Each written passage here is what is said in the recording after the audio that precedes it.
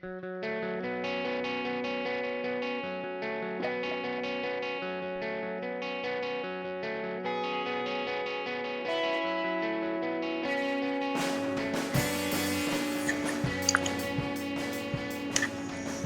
right, and we're live. Welcome, fellas.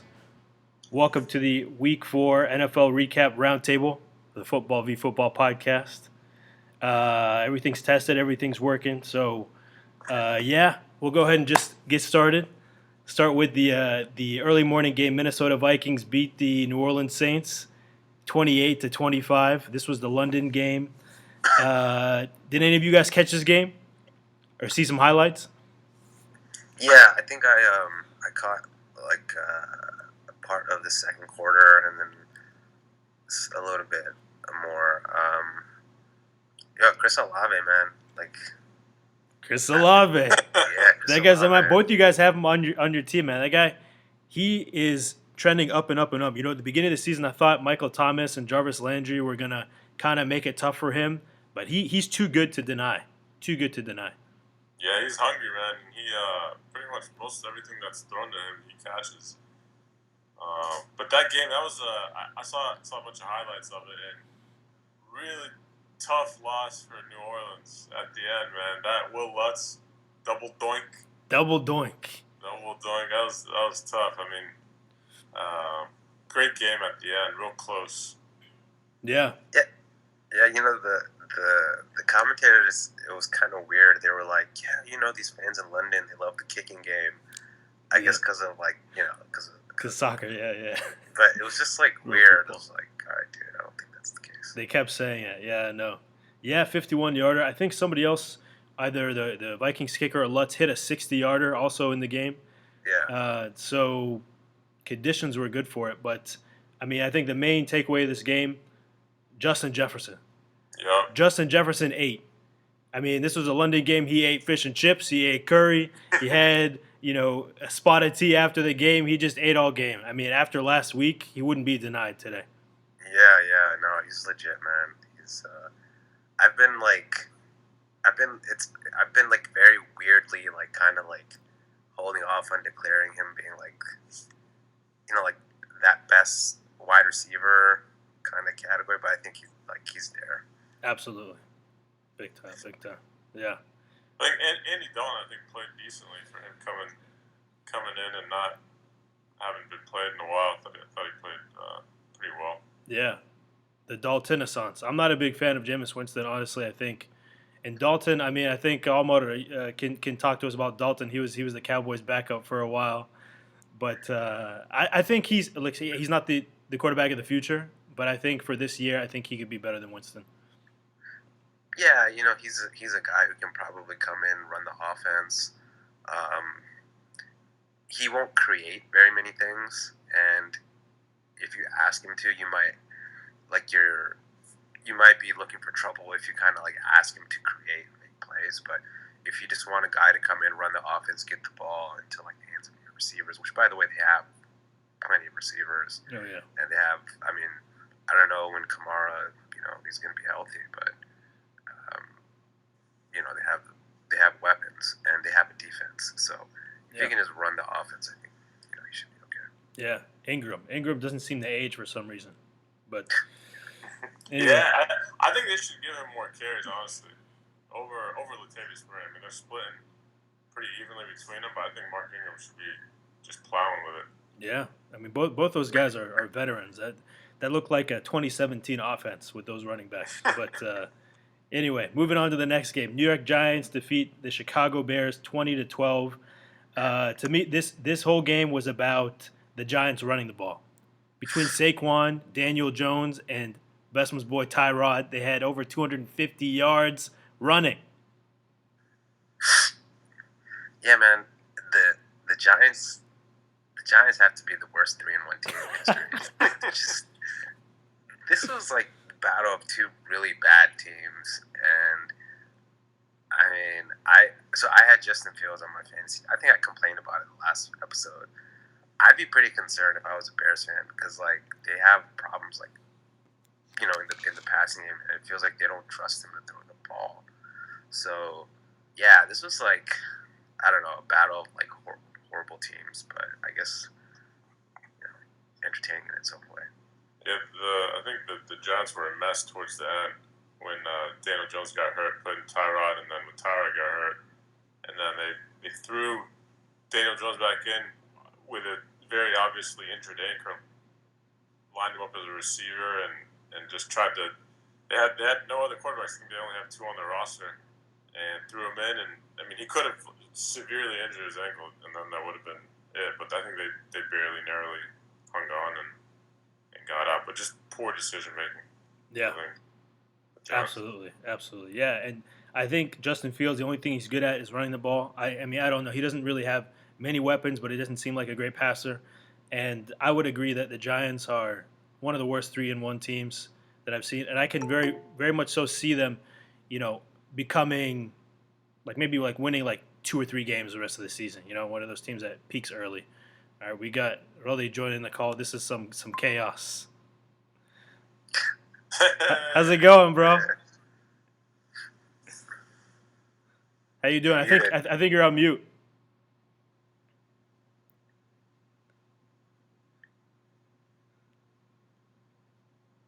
Still on mute. Yeah, you're on mute. Yeah, turn your mic on. Yeah. Anyway, we're gonna move on to the next game and figure out the unmute here. But the Indianapolis Colts beat the Tennessee Titans 24-17. So this one, the main takeaway for me, Jonathan Taylor, he had a great week 1, but these last 3 games, he's been just hasn't been able to get anything done, and I think he left this game in the 4th quarter. There he is. Yo, can you guys hear me now? Yeah. Yeah. Yo. How you doing? What's up, squad? You're on live, man. We're recording. How you do? We're talking about the Colts and the Titans. Did you see that game? No. You didn't see it. Okay. Are you in Saudi Arabia or where you at? No, I'm in America. Oh, really? Oh, no. Yeah. Why? Where are you? In America. In Virginia. Are you in Virginia too? I'm in Virginia too. Is everybody in Virginia? Yeah. Yeah, we're so boring, bro. I'm Virginia waiting for somebody again. to come from Thailand or something. Yeah, there you go. That's where I'm at. Yeah. Your boy Naif is in Singapore or Thailand or who knows what he's up to. Yeah. But yeah. So my bad. Go ahead. What were you saying? No, I was just saying. So the Colts beat the Titans today, and for me, it was all about how poorly Jonathan Taylor has been playing. Can't get anything going. Even Pittman didn't do much today. What did you guys think of that game? I think Mo Alley Cox had a great game. 2 TDs. He was catching everything thrown. Yeah, 6 for 6. Actually, 6 targets, 6 catches. Yeah, 2 touchdowns. TDs, I think. Is this being recorded? This is recorded. Yeah. Oh man, I'm gonna go off. All right. Well, I mean, basically, Mo Alley Cox from VCU, another Virginia tie. I think he played basketball too. But yeah, I mean, on the other side for Tennessee, Derrick Henry. This is Derrick Henry's season. I mean, this is the middle part of the season before he gets injured is where he really eats. So this was a game that was dominated by him. Yeah. All right, we'll go ahead and move on to the next game. So the Dallas Cowboys beat the Washington Commanders 25-10. The Washington Commanders 25-10. I've never heard of them. Go ahead, my man. Okay. Well, the floor is almost this is his squad. What do you think of this game? This was a weird game. Like I felt like there were certain spots where you saw here. First of all, like Cooper Rush has been great, but I think there are certain spots where you saw, this is why he's the backup, or he's at best like a lower tier starter type.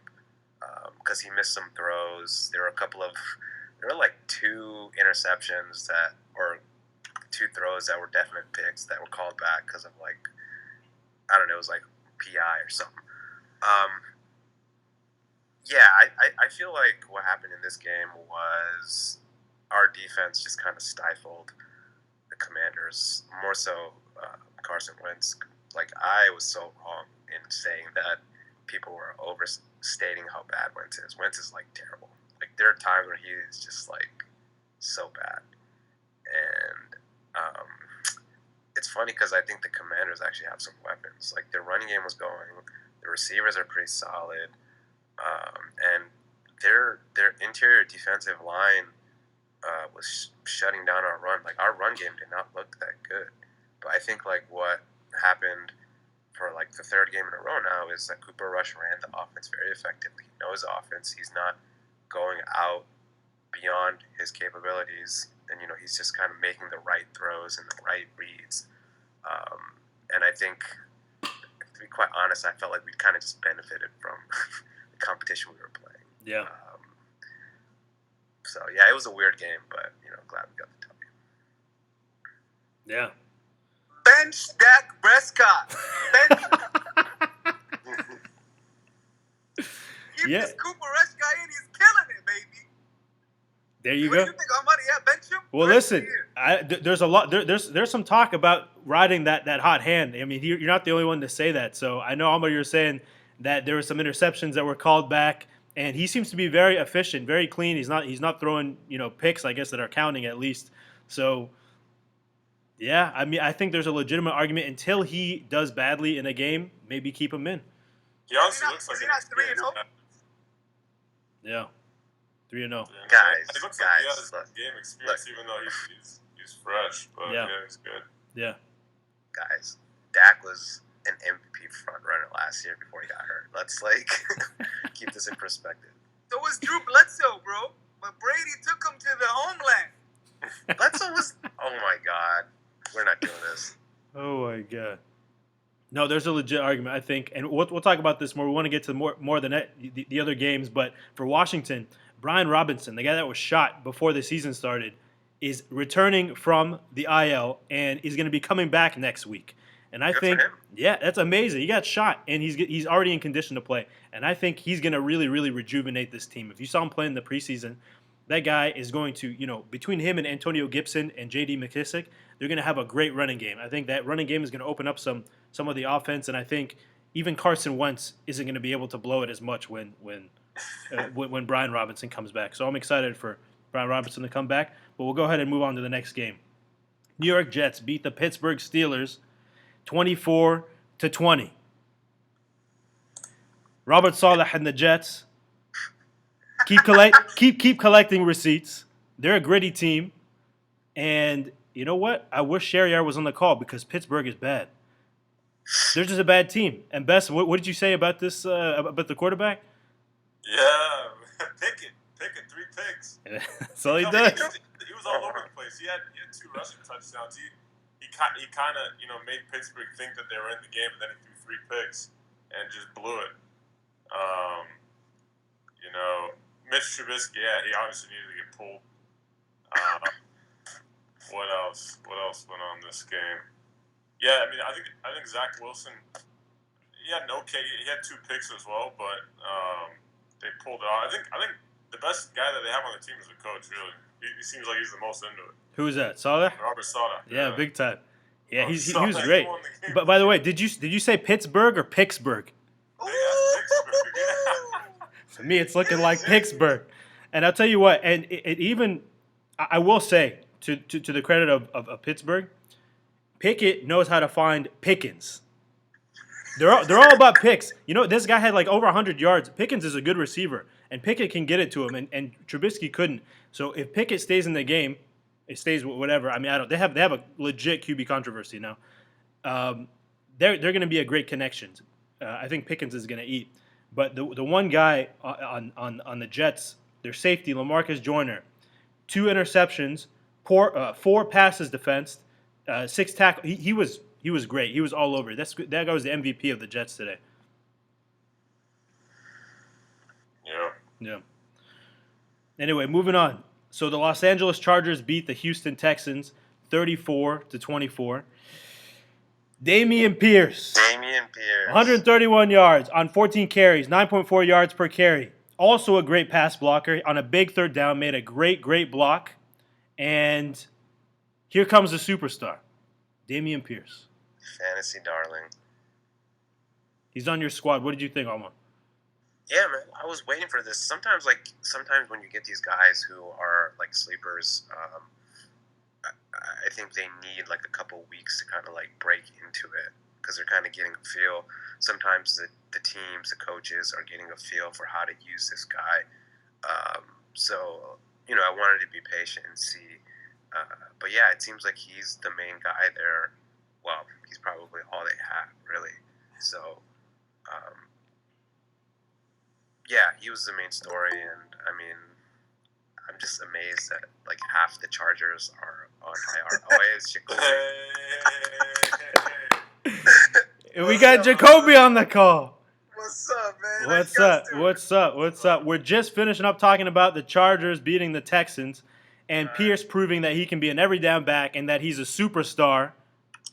Any final thoughts on this game? I think Eckler won it for him for the Chargers. He had 3 TDs, 2 rushing. He was a star of the game, honestly. He was really, really good. Yeah. Any final thoughts on this game? All right. If not, don't worry, Abdullah. We're going to get to your Broncos eventually. So the Philadelphia Eagles beat the Jacksonville Jaguars 29-21. My main takeaway this game, even though the Jaguars lost, is the Jaguars' defense is legit. Despite giving up a lot of rushing yards, they had a pick six to begin the game, 2 sacks, 2 fourth down stops, 6 tackles for loss, and they got the ball back at the end of the game for the offense with a chance to win, and Jacksonville offense blew it. I think Trevor Lawrence is a fraud. He's not going to last long in the league. Yo, don't say that. He's on the call right now. There is some similarity. Actually, you should have talked about it on the last game because I think Jacoby looks more like Herbert to me. But yeah, maybe some Trevor Lawrence too. I can see that. Yeah. You guys don't want to know what just happened, but you guys go ahead. Yeah. I just came back from playing flag football, dude. It was horrible. It was horrible. It was the first game of FXA, bro. Oh, wow. Me trying to be I'm surprised they had the game today with like the rain and everything. Yeah, they kept it going, man. That ball was so slippery, it was ridiculous. It's not worth it, man. It's not. You're not winning anything. Oh, not only that, dude. I almost like threw out my quad, everything, man. I have no idea who's joining now. Who is this? And his name is Johnson. Oh, Ahmed. How you doing, bro? I think you're on mute. Anyway, when you hear me? Yeah, I can hear you. How you doing, bro? How you doing, man? How you doing? Good. We have a fellow Cowboys fan here also, Omar Yusuf. We actually we talked about that game. We talked about that game. Super Bowl 2022. There you go. We're talking now about the Eagles who beat the Jaguars. So another point of this game. So the Philly run defense is really, really, really good. I have to say. I mean, they stopped Robinson and Etienne. They barely had anything. And, Trevor Lawrence, like Bessa mentioned, 4 lost fumbles. That's not going to get it done. So one thing I noticed, it's funny, I was texting Naif like back and forth throughout the game, and I was like, bro, the Eagles are running RPO like all the time. And like all the time, I mean like literally every play is like RPO. Yeah. So I feel like I agree with you. I think their roster is like loaded. I still wonder if they can be an efficient like passing attack. Like I don't know. If you take away like the RPO and like if you take away stuff like that, can they be a more traditional type passing team or a team that can beat you in the passing game efficiently when it counts? I don't know yet. But I mean, yeah, right now they're rolling, so credit to them. So Jalen Hurts, he was Tua's backup, right? In college. Yeah. Well, yeah, they went back and forth. I think maybe Jalen Hurts got hurt and then Tua came in. So I think it was the other way around. Okay, but did Jalen Hurts ever transfer to a different team, or did he end his career? He went to Oklahoma. He went to Oklahoma. Yeah. Oklahoma because Tua won the starting job, right? Yep. For me, like honestly, like this is a great story for Jalen Hurts, a guy who, in college was on Alabama, obviously a star-studded team, and lost the job to Tua, went to a different team. He wasn't even drafted in the first 2 rounds, right? He was like a mid to late round draft pick, wasn't he? He's a second rounder. Second round. All right. Well, that's decent. Still not a first. Like, he didn't come out like top 10 type of guy, but this guy is now on they're 4-0, the Eagles, right?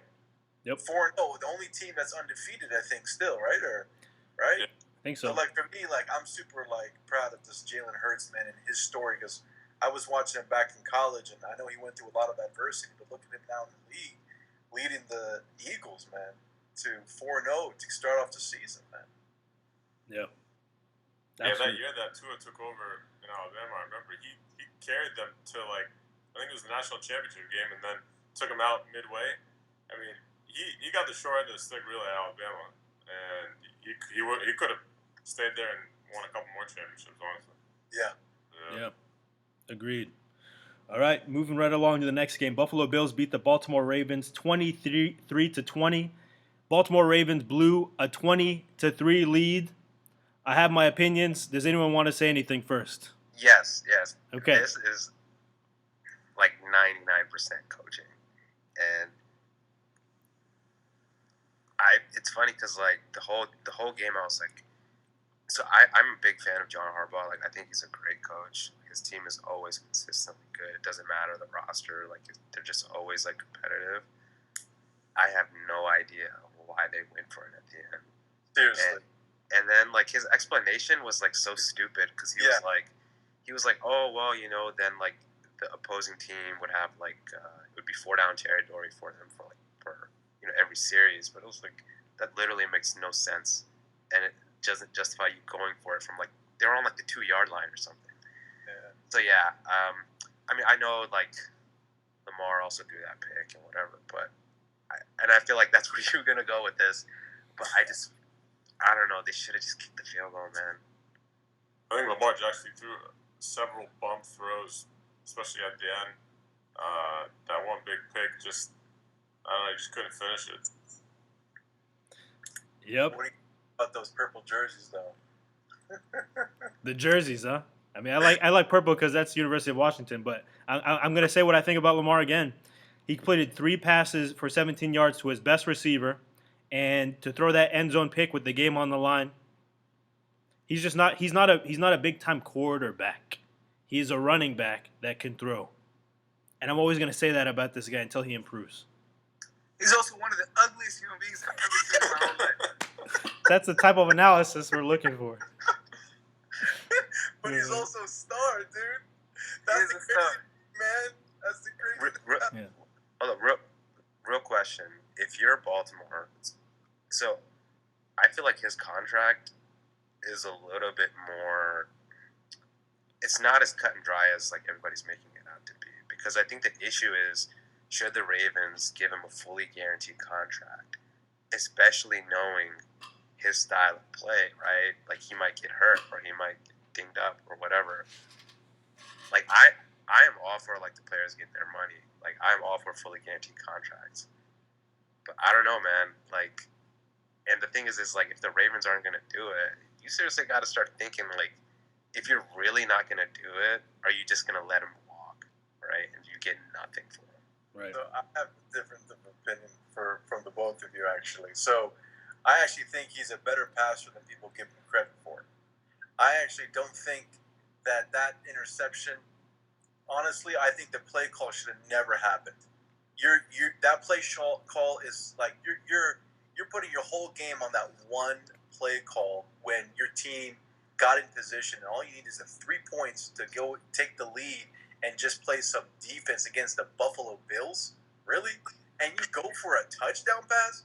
Like, look, I don't put that on necessarily Lamar Jackson 100%. Like, I can't see the play from his angle, quite frankly. Like, if there was a receiver that he should have got the ball out quicker, like, obviously he held the ball and started scrambling around. That's never a good recipe for anything. But I think he's absolutely the franchise quarterback for them. I would never let this guy walk. This guy is honestly still one of the top quarterbacks, statistically speaking, even from a passer standpoint in the league, even though he's known as a running quarterback too. No, but I'm not saying I would let him. Like if I was Baltimore, yeah, I would pay him. But the thing is like I wouldn't maximize his strengths. Like I wouldn't try to make him be a pocket passer. Like I think he can pass when he needs to at certain point. But like I think what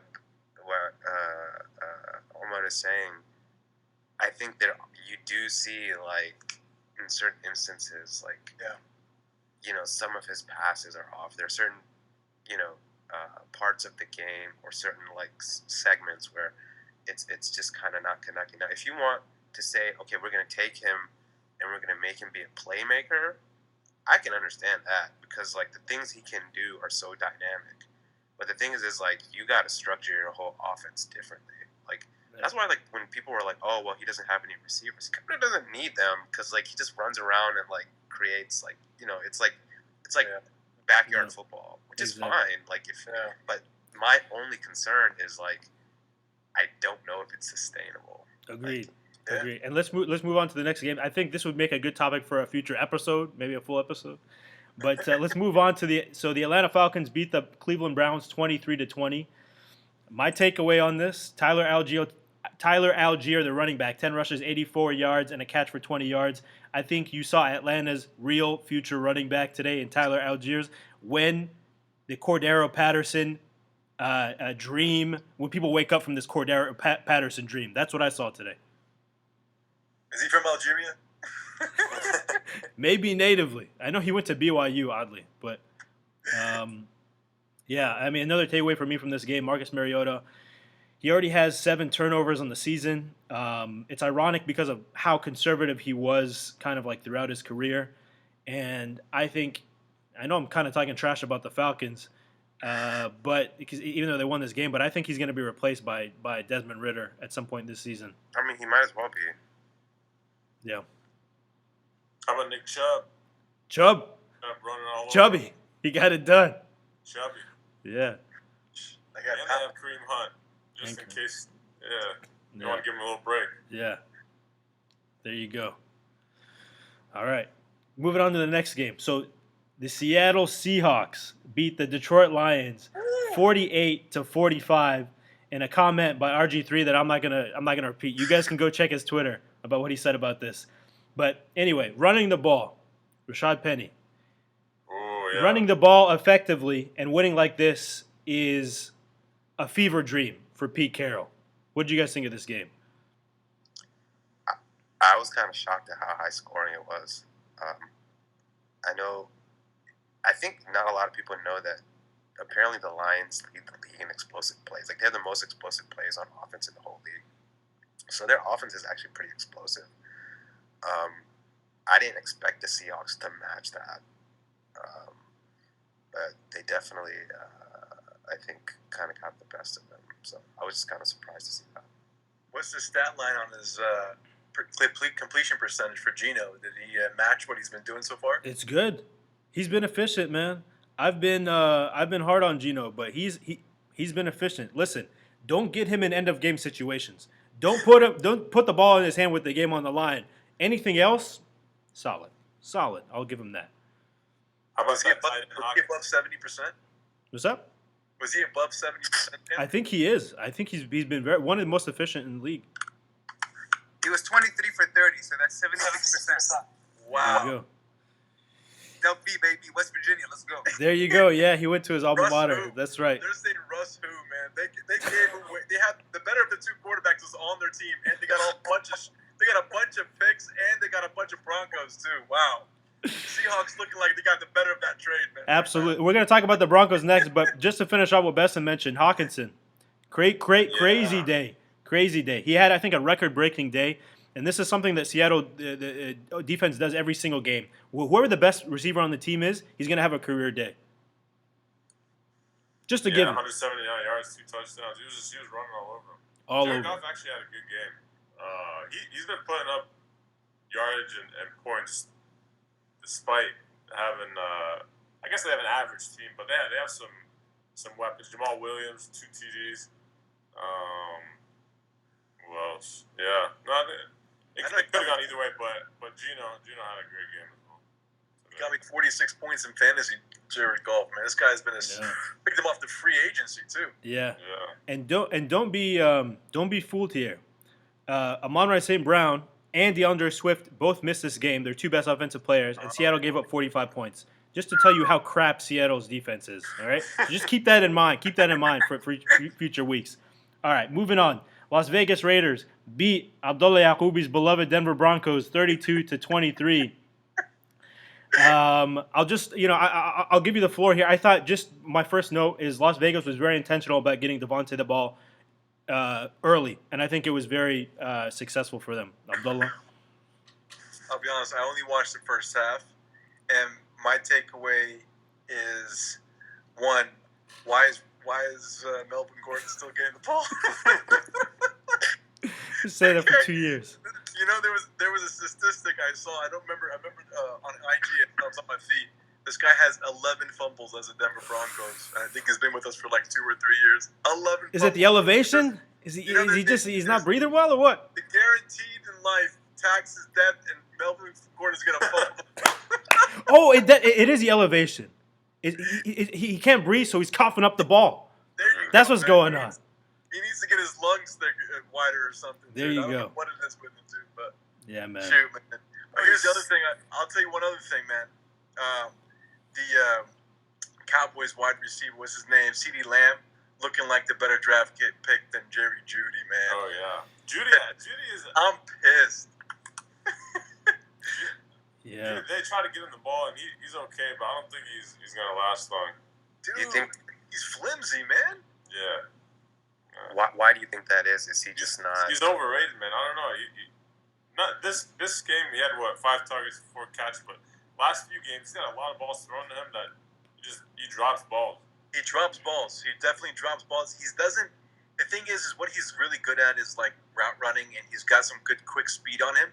But he's not like this. He's super awkward with his body in the air and stuff like that. He's not like a playmaker. He's not a Lynn Swan smooth like CeeDee Lamb is. But that draft class, fortunately, it wasn't Ruggs that we got. But that first round was filled with great receivers: Justin Jefferson, CeeDee Lamb, Jerry Jeudy, and then Henry Ruggs. And Jerry Jeudy's third on that list from the first rounders. Man, he scored a touchdown. Obviously, I just don't see the guy that I want to see. Devonta Smith was in that class too. Yeah. No, he was the next. He was the Oh, next. was it? Okay. Yeah, but that draft class was sick too. I think there was like Jamar Chase or something on that one. Okay, Yeah. I when I look at Jerry Jeudy and CeeDee Lamb, they look like they have similar builds, but CeeDee Lamb just seems like the better receiver. A few things I'll say about Las Vegas here. Josh Jacobs had some amazing runs today. Mac Hollins is a very, very, very valuable player for the Raiders, both as a receiver and a special teams player. He had a big game, big catch on big play on special teams. And then there's something. He almost had a touchdown too. He should have had that. Yeah, absolutely. And there's something interesting that they brought up. So they said Devontae Adams was having trouble learning the offense from Josh McDaniels. He said that it was like akin to trying to learn Mandarin. And this is something with Josh McDaniels that I've noticed. With Cam Newton had a lot of trouble grasping this offense in New England. Chad Ochocinco said the same thing. Like a lot of players that went through New England under Josh McDaniels had a lot of trouble trying to learn his offense. So I think it'd be better for them to try to like dumb it down a little bit. I think that's why they started off 0-3. They got this win. It was a big win. Last thing I'll say is Michael Boone is not the future of Denver, Abdullah. I'm sorry to tell you, that guy is pretty bad. He dropped a lot of key passes. They could have been in this game at the end. I missed it, man. So he sucked it in the second half, huh? Yeah, he's bad. He was behind Madison and Cooks in Minnesota. Yep. Yeah, don't watch it. Yeah, I wouldn't watch it. Just watch replays of your flag football game. Anyway, moving on. Moving on to the Green Bay Packers beat the New England Patriots 27-24 on a last-second field goal. Hoyer got injured very early in this game, and I was kind of hoping that Zappi would get injured as well so they could just run the ball 100 times like they did against Buffalo. Did you guys see this game? What did you think? Yeah, it's kind of boring actually, but one thing I noticed was, bro, Aaron Rodgers is so smart. This guy is a genius. Like if you paid attention, there were certain parts of this game they're literally he's just switching into running plays every play, and it's because he knows they're getting 8-9 yards a carry. Now he could drop back and throw it like 60 yards if he wants, but no, they're like running it every single time, 8-9 yards a carry. It's working. He's smart, man. The ayahuasca's been working great for this guy, man. Does he ayahuasca? Yeah, he said he did it on some podcast or something. Oh shit! Yeah. He's super honest on his interviews, man. Yeah.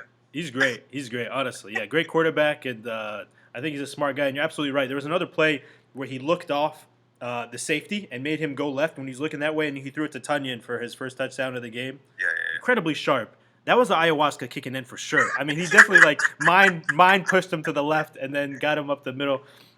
This is like real quick. This is actually why I still don't put Mahomes over Rodgers, because I think like in terms of physical ability, I think they're similar, but I think Rodgers his football IQ is a lot higher. Not that Mahomes doesn't have a good football IQ. It's just I think Rodgers is just like on another level. Yeah. Absolutely. I mean, Yeah, a couple. What you say? No, I'm just saying it's amazing he's still competing at this level. Absolutely, and he just turns receivers into stars, like whoever they are. I mean, Dobbs, your boy Lamar. At the end of the game, New England kept giving him that cushion on those zone plays, and that's what won them the game. They got like 2 straight passes because they kept giving him cushion, and that resulted in getting a field goal. One thing I'll say about Zappe, I thought he was good. I thought he was efficient. Like he did okay, but there was something about like he wasn't in sync with like the running backs. Like he kept stumbling as he was trying to give him the ball, and I thought he was going to fumble a few times. So if he ends up starting this week, he probably needs to get that together. So last game in the late window was Arizona Cardinals beat the Carolina Panthers 26-16. Arizona offense continues this trend of sucking in the first half and coming alive and being amazing in the second half. I don't know what's going on. Yeah, they look pretty terrible for a while there. Kyler. Hollywood Brown. There you go. Hollywood. He was a huge part of their offense. Big time. Some other things Carolina offense finally getting DJ Moore involved. I'm happy they're finally getting him involved. They should give him the ball almost every play and stop giving the ball to McCaffrey, because McCaffrey's going to get injured too. It just happens every year. And for the first time, I kind of noticed why Baker was kicked out of Cleveland. Some of the passes he threw today, even to open players, horrible. Just like where are you throwing? Like, where are you going with the ball? He's not that great of a quarterback. Yeah. I'm telling you, Cooper Rush to Carolina. Could happen. As offensive coordinator. Anyway. So, yeah, I mean, that pretty much, have you guys been watching this, the Chiefs and Buccaneers game? I mean, basically, I thought the Chiefs looked good so far. The game is ongoing now. I thought that they were superior. They scored on a trick play, good defense, better all around. And the Bucs, other than the Brady to Evans connection, I think they're struggling on the run. I don't think they have a running back. I think Fournette is getting older. He's not that great. And I think Rachaad White is kind of a plotter, even though he's a rookie. Fournette has -3 yards for the game. Case in point. I've never been a fan of Fournette's. I feel like he's never lived up to his college kind of reputation, and I think he only became relevant once Brady got there. Brady kind of knew how to use him and how to set him up and make him look successful. But on the other side, Kansas City, bro, like, we have never seen Patrick Mahomes without any weapons, and that is a credit to their roster building. They always surround him with weapons, offensive line. They do what they got to do to make him as successful as he can be. That's why they have like 38 points midway through the third quarter. There you go. Like they're loaded every year. Yeah. They're also loaded on 3 named wide receivers. Marquez Valdez-Scantling, Juju Smith-Schuster, Clyde Edwards-Helaire. Count them. 3 of them. Slow down, guys. 3 people with 3 names. There you go. Oh god. I love it. And we'll talk about this the end of this game maybe on another podcast. But I want to close this out, and thank you guys for jumping on here with the hottest take. That's how we're going to close out these weeks, right? So if you don't have one right now, I'll give you some time to think about it. I'm going to start with mine. It's something we just discussed. If I'm Baltimore, I'm not paying Lamar Jackson. I am not even giving him any guaranteed money. I'm not giving him anything. As he ages, he's going to become a worse runner, just like what happened to Russell Wilson, just like what happened to all these guys. And once he's not a runner, he is going to deteriorate big time. Big time. Not only that, but Tyler Huntley, their backup, can fill his role better than he can. So my hot take, do not pay Lamar Jackson. Anybody else? I'll go. I already said it. Right off the top, I said it. Bench Dak Prescott. Cooper Rush is going to bring these guys a Super Bowl. Watch. In Rush, I trust. In Rush, I trust. Ooh, that's another Cowboys fan too. Oh my gosh. We overpaid Dak. You already paid Dak, yeah. Dak can sit on the bench, support the team, pick up trash from the floor, do that kind of stuff. He's very good at being a good person. He's very good at being a cheerleader for Rush right now. Yeah. He's gonna let Lamar get his bag though. He increased the market for him a little bit.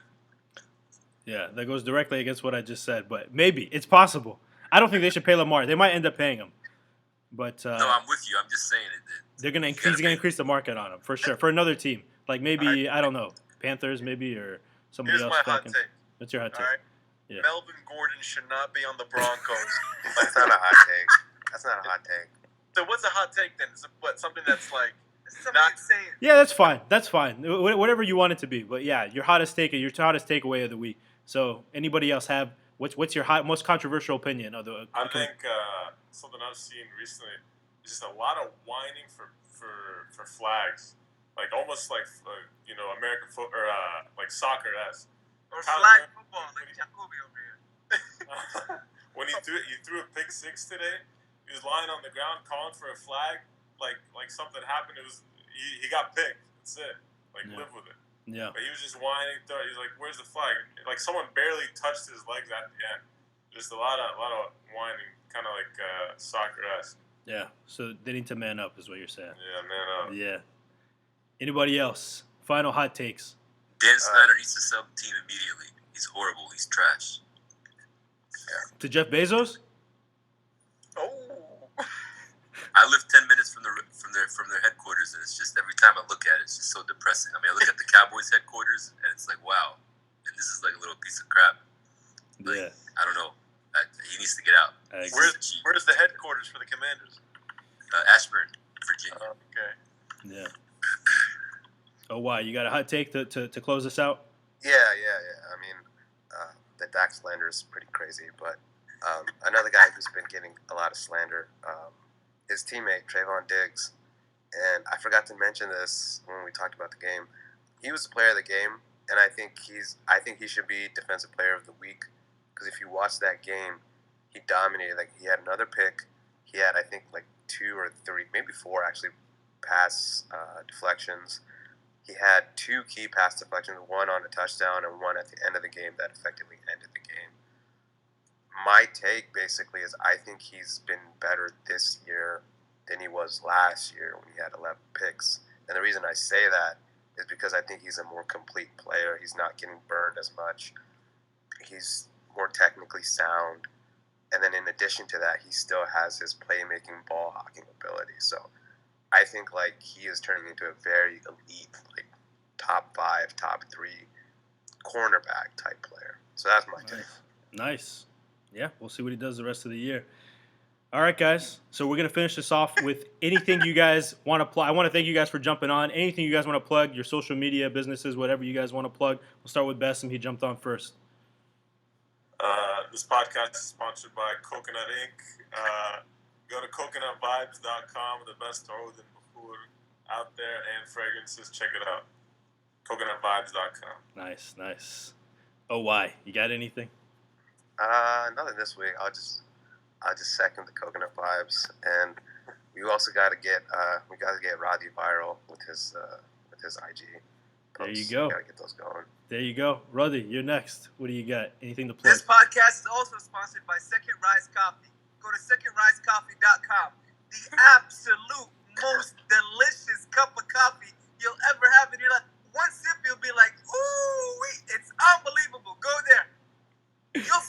There Check we it go. out. There we go. Coffee man.